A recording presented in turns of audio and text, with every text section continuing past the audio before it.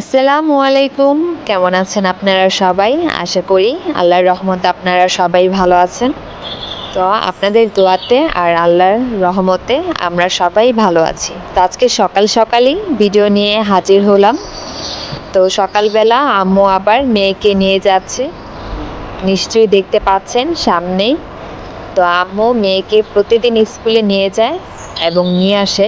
তো আমি আনায়াকে রেখে আমি যাই না, আম্মুই নিয়ে যায় ওকে। তো ওর পরীক্ষা হচ্ছে ক্লাস টেস্ট, তো সেটা দেওয়ার জন্য তো সকাল সকাল বিদায় দিয়ে নাস্তা বানাচ্ছিলাম। তো ভাবলাম যে আপনাদের সাথে একটু শেয়ার করি। তো আজকের পরিবেশটা কিন্তু খুবই সুন্দর, রোদ উঠেছে হালকা হালকা। তো এই মিষ্টি রোদটা কিন্তু অনেক ভালো লাগে।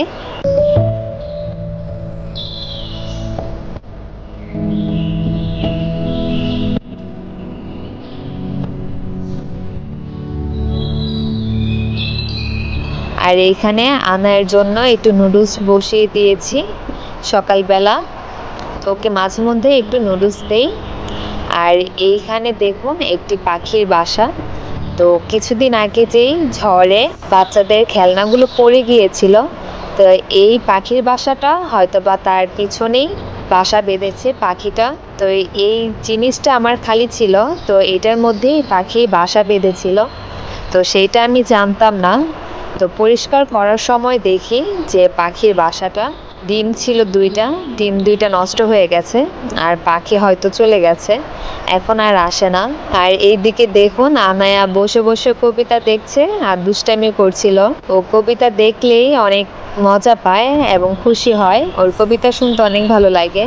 আমার মনে হয় যে সব বাচ্চারাই হয়তো অনেক খুশি হয় কবিতা শুনে। তো দুপুরবেলা আমরা খাবার দাবার শেষ করে আম্মুর বাসায় গিয়েছিলাম। তো আপু এসেছে খালাতো বোন সৌদি থেকে। তো এখানে কাঁচা খেজুর নিয়ে এসেছে, তো খাচ্ছিলাম।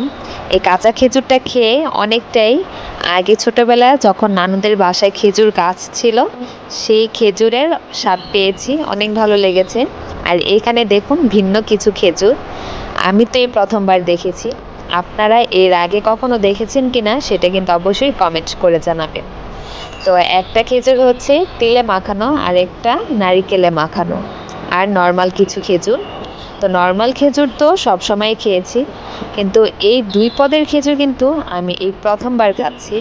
আর খেজুরগুলো কিন্তু খেতে অসাধারণ মজা ছিল, মানে না খেলে বোঝা যায় না যে এত মজা। খুব ভালো লেগেছে আমাদের কাছে, বিশেষ করে আমার কাছে। তো আপনারা এরকম খেজুর খেয়েছেন কিনা সেটা কিন্তু অবশ্যই জানাবেন। তো দেখতে পাচ্ছেন পুরোটাই কিন্তু নারিকেলে ভরা আর অনেক মিষ্টি। খেজুর তো এমনিতেও মজা আর স্বাস্থ্যের জন্য কিন্তু অনেক ভালো। তো আপু অনেক দিন পরে এসেছে সৌদি থেকে ঘুরে। তো এখানে আপু আবার কিছু কসমেটিক এনেছিল, তো বড় আপু কিছু নিয়ে গেছে, তার কিছু আছে। তো এগুলো ছোট ছোট, দেখতে অনেক কিউট লাগে, আমার কাছে অনেক ভালো লেগেছে, মানে এত কিউট লেগেছে। তো যাই হোক, তো আমার যে আপু, তো আপুর শ্বশুর বাসা থেকে ভাই আবার গ্রামে গিয়েছিল, তখন তাদের গাছ থেকে আম পেড়ে নিয়ে এসেছে। তো আমগুলো দেখে কার কার লোভ লাগছে সেটা কিন্তু অবশ্যই বলবেন। দেখতে সুন্দর না আমগুলো? তো দেখুন কিরকম লাল আর টসটসে, আর খেতে কিন্তু খুব মিষ্টি। কিন্তু একটাই সমস্যা, একটু আঁশ আমের মধ্যে। তো যাই হোক, এই আমগুলো কিন্তু খেতেও অনেক মজা আর স্বাস্থ্যের জন্য কিন্তু অনেক ভালো, যেহেতু কোনো ফরমালিন নেই। তো ওই দিন আবার আম্মু দুপুরবেলা কিছু রাজশাহী আম এনেছিল আচার দেওয়ার জন্য, যেহেতু আমের সিজন, সবার ঘরে ঘরেই আচারের উৎসব বলতে গেলে। তো আম্মু এখানে কিছু আম কেটেছে টক আচার দেওয়ার জন্য। কিছুদিন আগে তো দিয়েছিল মিষ্টি আচার, টক মিষ্টি। তো এইটা হবে পুরোটাই টক আচার, বেশিরভাগ অল্প মিষ্টি হবে, ডালের সাথে ভাত দিয়ে খাওয়ার জন্য। তো এইভাবেও কিন্তু খেতে অনেক ভালো লাগে। আর এখানে আম্মু কিছু ঝুরি আচার দিয়েছে। তো এইগুলোর রেসিপি আমি আশা করি যদি পারি আমি আপনাদের সাথে অন্য কোনো ভিডিওতে শেয়ার করব। তো এই ঝুরি আচারটা কিন্তু অনেক ভালো লাগে। তো এ পর্যন্ত যারা আমার ভিডিওটি দেখেছেন তাদেরকে অসংখ্য ধন্যবাদ। আর এখানে দেখুন ঝুরি আচারটা মাখানো হচ্ছে। তো এই ঝুরি আচারটা কিন্তু অনেক ভালো লাগে। এটা কোনো জাল দিতে হয় না, রোদে শুকিয়ে তারপরে সরিষার তেলের মধ্যে ডুবিয়ে রাখতে হয়।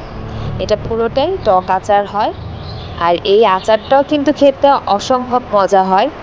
তো যারা এই আচারটা খেয়েছেন তারা হয়তোবা বুঝতে পারবেন। তো এই আচারের মধ্যে পরবর্তীতে রসুন ব্যবহার করা হবে। তো যখন অনেক দিন হয়ে যায় তখন এই রসুনগুলো টক হয়ে যায়, তখন কিন্তু খেতে অনেক ভালো লাগে। তো আমার এই ভিডিওটি আমি এখানেই শেষ করে দেব। তো যারা আমার ভিডিওটিকে পছন্দ করেন তারা কিন্তু অবশ্যই প্লিজ সাবস্ক্রাইব করে আমার পাশেই থাকবেন। আর আমার ভিডিও যদি আপনাদের কাছে ভালো লেগে থাকে তাহলে একটি লাইক দিয়ে দেবেন। তো আমার এই ভিডিওটি আশা করি আপনাদের কাছে ভালো লাগবে। তো আমি এইখানেই শেষ করছি। সবাই ভালো থাকবেন, সুস্থ থাকবেন। আল্লাহ হাফেজ।